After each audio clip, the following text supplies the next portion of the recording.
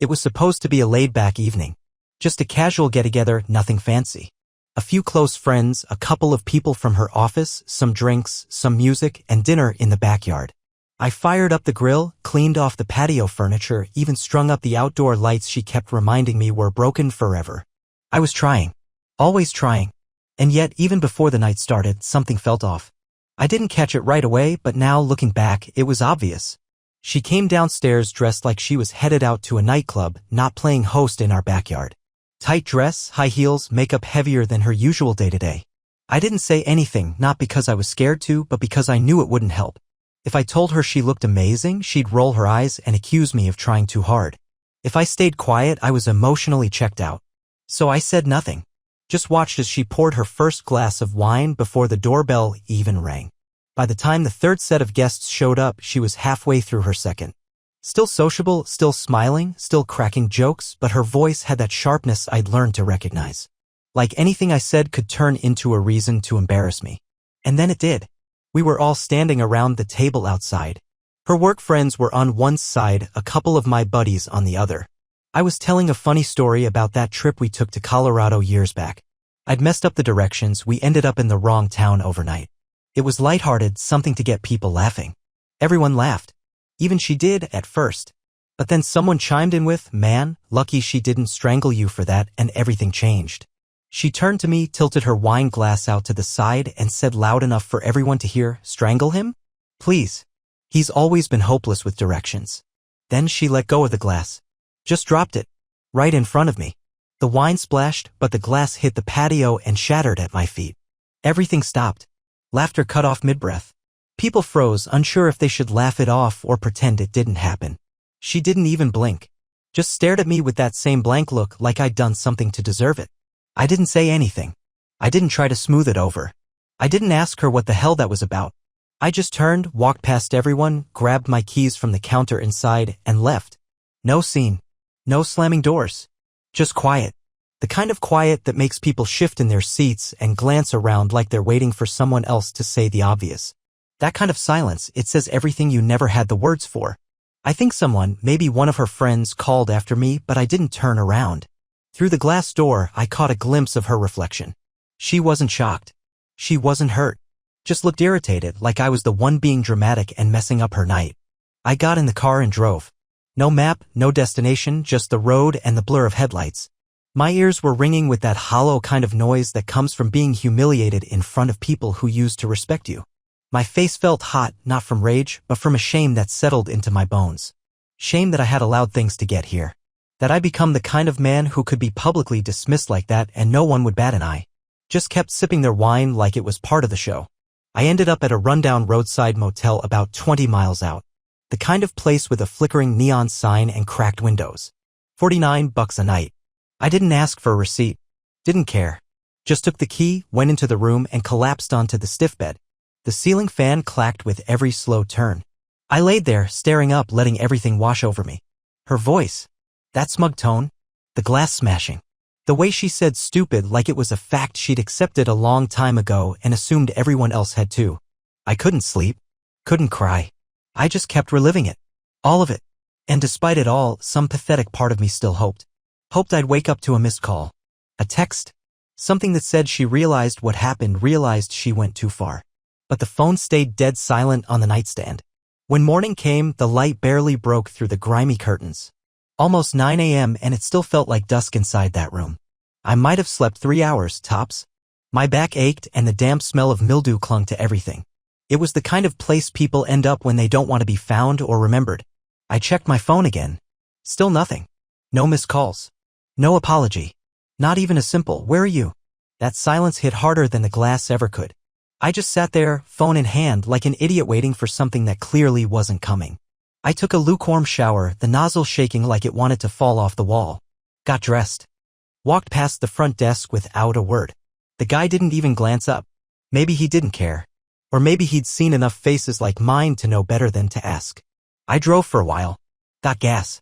Picked up a coffee I didn't touch. Then pulled into an empty lot near an old warehouse and just sat there, engine ticking as it cooled. That's when the messages finally started to come in, but none were from her. The first was from Josh. We've known each other since before she was in the picture. He kept it short. Hey man, last night was rough. You okay? That was Josh again. Then Julie texted. She'd helped plan the dinner. I think she was just drunk, she wrote. She didn't mean it like that. I didn't even bother reacting. And then came the one that hit hardest, Aaron. Her coworker. He brought his boyfriend and sat across the table when it all went down. She feels terrible. Just give her time. That one stuck. I stared at it for a long while. Not she wants to talk. Not she's reaching out. Just give her time. Time for what? To figure out how to spin this into my overreaction? Time to let me stew in guilt until I come crawling back with some apology for making a scene? I didn't reply to any of them. Just sat in the car, watching the empty lot, trying to trace my way backward through the last few months. Not looking for a single moment that broke us, but all the little ones that bent us until we didn't look the same. Because that's how it goes, right? It doesn't fall apart in a big crash, it shifts. Slowly. Quietly. You barely notice. Until suddenly you don't recognize the person sitting across from you. There was a time we couldn't wait to talk. She'd meet me at the door when I got home, hair a mess, still in her old sweatpants, lighting up like I was the best part of her day. We didn't need fancy nights out or long speeches. Just that feeling like I mattered. Like I was seen. And then one day she stopped looking. Conversations turned into checklists. Dinners into silent takeout. I'd share something from my day and she'd nod without glancing up from her phone. I told myself it was stress. That life had just gotten heavy. That it was normal. But maybe it wasn't. Maybe it was intentional. I thought about that day a few weeks ago. We were out shopping for a wedding gift for one of her friends. I held up a box, said, "What about this?" She laughed. Loud. "You seriously have no taste," she said. Right in front of the cashier. No grin, no soft edge, just cold. I stood there holding that box like it had bitten me. She didn't even blink. And there were other times. Jabs disguised as jokes. Comments at parties she'd mutter just loud enough. "He tries. Bless his heart," she once said when I overcooked the steak. Everyone laughed. I did too. But something in me cracked a little. The worst part? You get used to it. Start thinking maybe they're right. Maybe you were the punchline. But last night? That wasn't some offhand joke. That wasn't something I could brush off and swallow. That was deliberate. Loud. Public. A message. And when someone shows you that little respect in front of a room full of people, that's not something you misinterpret. Still, I turned the car toward home. Not because I wanted to fix things. Not because I planned to beg. I just needed to know, was there even a trace of the woman I married still in there? Was there any part of her that might meet me halfway? When I stepped inside, the place was still. No TV, no music, no clinking dishes. Just the low hum of the fridge and the distant sound of water running upstairs. She wasn't in the kitchen. Not in the living room either. I followed the sound and there she was standing at the bathroom sink, rinsing her face. Still in the same dress from the night before. She caught my reflection in the mirror. No greeting, no sign of remorse. Just a flat look and a question tossed over her shoulder like it was nothing. "Did you sleep somewhere?" "Yeah," I said. She dabbed at her cheek with a towel and mumbled, "Good. You needed to cool off." That was it. No acknowledgement. No pause. Just that cold, clipped tone she used when she wanted to end a conversation before it started. She walked right past me without another glance and I didn't follow. But something inside me shifted in that moment. Not rage. Not heartbreak. Just a kind of stillness. The kind that creeps in when you've finally stopped expecting anything at all. Emotional distance doesn't show up like a slammed door. It's more like a slow fade. One step back. Then another. Until one day you realize there's a canyon where connection used to be. And that morning, standing in the hallway while she brushed past me like I was a coat rack, I saw how far gone we already were. And she didn't even blink. Or maybe she did and just didn't care. That afternoon I was in the kitchen pouring myself a cup of coffee. She walked in like she was heading out to brunch. Hair done, makeup fresh, phone in hand. Like last night never happened. About last night, she started, her voice breezy, casual, like she'd spilled a drink on the rug, not thrown a glass across the patio. "You're not still sulking, are you?" I didn't answer. Just stared into my coffee, trying to keep from saying something I couldn't take back. She sighed, leaning on the counter like I was the unreasonable one. "Look, maybe I had one too many. Things got a little out of hand. It's not a big deal." I looked at her. Really looked. And I realized she wasn't apologizing. She wasn't even sorry. She was managing. Spinning. Making sure the story stayed neat. Her story. "You threw a glass at me," I said, not with anger, just facts. She rolled her eyes. "It wasn't at you. It was. I don't know, dramatic. You embarrassed me. You always do that in front of my coworkers, start talking without remembering half the details. You made me look dumb. She said it like I'd knocked over her wine by accident. Like I'd caused the scene.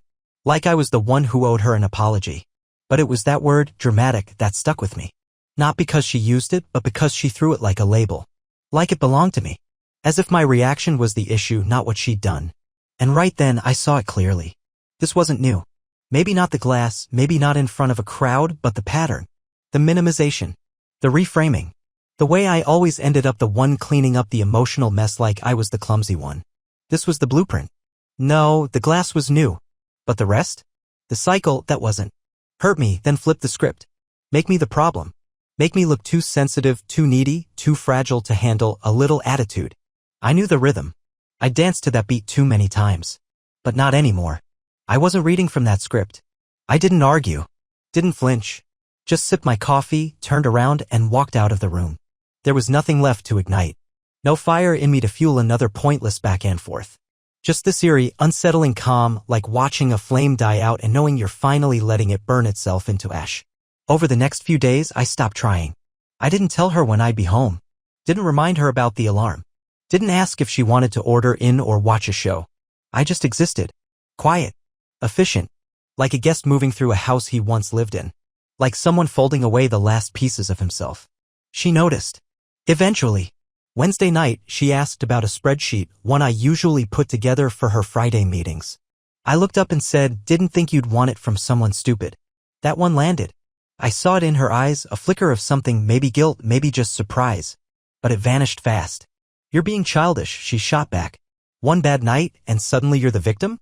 I didn't respond. Because I wasn't playing the victim. I wasn't trying to be anything. I'd stopped asking to be seen, stopped trying to prove anything at all. I just stopped. That weekend, she went out with Aaron and the same crowd from that dinner. She didn't ask if I wanted to come. I didn't ask where she was going. When she got back, close to 1 a.m., I was still awake, reading in bed. The hallway light cut soft shadows across the room as she came in. She paused when she saw me. You're not gonna ask how it went? Nope. She stood there, waiting. Like she was expecting a reaction. A spark. A fight. Something. I turned a page and didn't look up. That silence, it unsettled her. Because for the first time, I wasn't pleading for peace. I wasn't working overtime to patch things up. I wasn't chasing her. I was already gone. Still under the same roof. Still brewing my morning coffee. Still locking the doors at night. But emotionally? She couldn't reach me with a flashlight. The next morning, she made breakfast. First time in months. Bacon, eggs, toast, just like it used to be. I figured you might be hungry, she said, nudging the plate toward me like an olive branch. I ate without a word. Then left for a walk. No explanation. No destination. Just walked. That night, she tried again. She tried small talk. Light jokes. Even let her fingers brush against mine when I reached for the remote, like that would undo everything. I didn't recoil, I didn't freeze, I just didn't respond. Not cold. Just still. Neutral. And that, more than anything, threw her off. She needed the friction. The tug-of-war. The sparks. Without that, she was just circling an emotional void, spinning harder the more I stayed motionless. She hadn't crashed yet. Not fully. But I could see it coming. And the worst part? She didn't realize I was the one holding the rope. And I'd already started to let it slip through my fingers. Thursday afternoon, the message came in. I was at work, skimming emails, juggling my calendar, when my phone buzzed. A name popped up I hadn't expected. Julie. One of the guests from that night. More her friend than mine, but always polite. Surface level friendly. Her message was simple. Hey, can we talk? It's about what happened the other night. I think you should know something. I stared at it for a few seconds. Then typed back. Sure. After work. We met at a coffee shop downtown. Some place in between, not one either of us would be recognized in. She was already there when I walked in, tote bag in her lap, fingers nervously fidgeting with the strap. I wasn't sure if I should say anything, she said, barely into her drink. I've gone back and forth about it. I just nodded. Let her take her time. But the way she treated you that night and what she said after you left, it's been sitting heavy with me. I don't like keeping quiet just because someone tells me to. My chest tightened, but I kept my expression steady. What did she say? Julie looked me over like she wasn't sure how much I could take. Then she exhaled and dropped her eyes. She laughed, she said softly. You walked out and it was like nothing happened. 10 seconds, tops, and she was already joking about it. Said you were probably off sulking somewhere. That you'd come crawling back. That you always do. I didn't say a word. She said, and I'm quoting, he'll be fine. He always makes a big deal out of nothing. He's just sensitive. Julie flinched a little just repeating it. Her voice dropped as if she hated even hearing the words again. And in that moment, something inside me finally stopped reaching. She joked, Julie said, her voice almost a whisper, that maybe next time you'll learn not to interrupt her while she's talking. And just like that, something settled in me. Not anger. Not even hurt.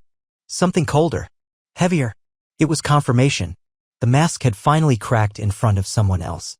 Someone had seen the version of her I'd been living with for months, maybe years, and for once, it wasn't just me. I'm sorry, Julie added, setting down her coffee. I know it's not my place. But if I were in your shoes, I'd want to know. She was right. I did. And now I did. I thanked her, genuinely, and walked out of that cafe with more clarity than I'd felt in a long time. That night, I didn't storm home and confront her. Didn't hurl accusations or wave Julie's words in her face like some courtroom exhibit. That's what she expected. She fed on that energy. She thrived in chaos. Every fight, no matter how justified I was at the start, always ended the same way, me apologizing just to reset the tension. Just to sleep. And with every forced, I'm sorry, she chipped away at whatever was left of my self-respect. But I wasn't giving her that anymore. Instead, I started laying bricks. Quiet, deliberate moves. I opened a new bank account. Redirected my paycheck, nothing that would raise alarms. I started boxing up things. Just the essentials. A stack of books. A few clothes. My hard drive. I rented a small storage unit across town, discreet, clean, forgettable. Just enough space to start pulling my life back into my own hands. She didn't seem to notice. Or maybe she did and chose not to say anything. One morning, she asked why my navy suit jacket wasn't in the hall closet. Dropped it off at the dry cleaner, I told her. She nodded and went back to her coffee. The following week was all logistics, canceling shared subscriptions, printing statements, organizing files. It wasn't dramatic. It was clinical. The kind of work you do when you're not building something anymore. You're tearing it down, brick by brick, piece by quiet piece. The calmer I got, the more unsettled she became. She started trying to provoke me again. Snide remarks, barbed little questions dressed up as jokes.